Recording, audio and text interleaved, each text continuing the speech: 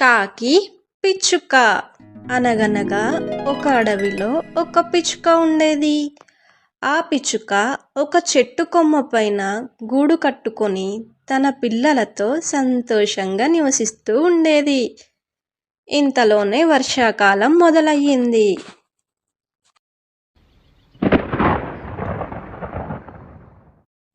ఒకరోజు వర్షం కుండపోతగా కురుస్తూ ఉంది. ఆ పిచ్చుక ఎటూ కదలలేక తన పిల్లలతో తన గూటిలోనే ఉంది.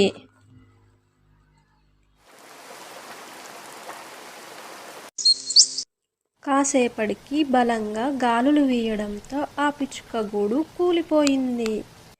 అప్పుడు ఇక ఏమీ చేయలేని పిచ్చుక కాకమ్మ ఇంటికి దారి పట్టింది.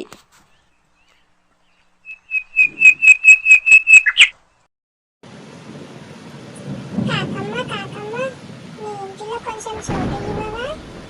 ఈ వర్షానికి నా గూడు కూలిపోయింది. వర్షానికి నా పిల్లలు తడిసిపోతున్నారు. తలుపు తీయవా?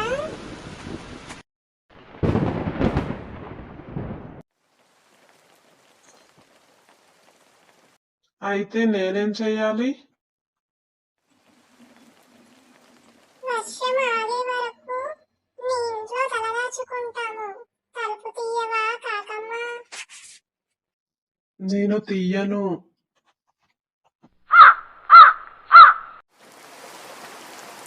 అలా అనకు కాకమ్మ. నా పిల్లలు చలికి వణికిపోతున్నారు.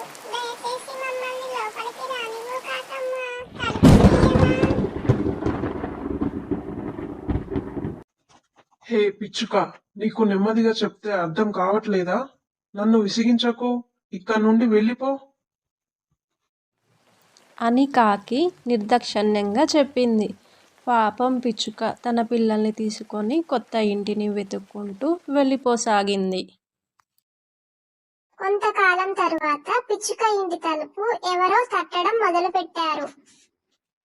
ఎవరది తలుపు తట్టేది? పిచ్చుకమ్మ, నేను కాకిని. నా ఇల్లు వర్షానికి కూలిపోయింది. నా పిల్లలు తడిసిపోతున్నారు. దయచేసి తలుపు తీయవా? ఈ రాత్రికి నీ ఇంట్లో తలదాచుకుంటాను పిచ్చుకమ్మ. సరే, లోపలికి రండి ముందు. అంటూ తలుపు తీసి కాకి పిల్లల్ని తన పిల్లల దగ్గర పడుకోబెట్టింది. గతంలో కాకి ఎంత కఠినంగా ప్రవర్తించిందో గుర్తు తెచ్చుకొని సిగ్గుతో తలదించుకుంది. నన్ను క్షమించు పిచ్చుకమ్మ. గతంలో నువ్వు ఇదే పరిస్థితిలో ఉన్నప్పుడు నేను నిన్ను నా ఇంటి లోపలికి రానివ్వలేదు. కానీ నువ్వు నాకు నా పిల్లలకి చోటు ఇచ్చావు. నేను నీకు రుణపడి ఉంటాను పిచ్చుకమ్మ.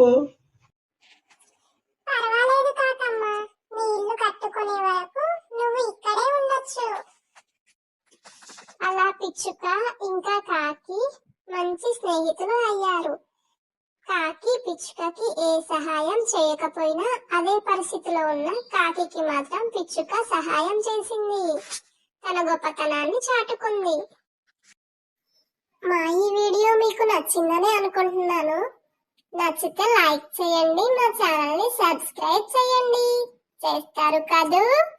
Please bye. మా ఈ వీడియో మీకు నచ్చిందని అనుకుంటున్నాను.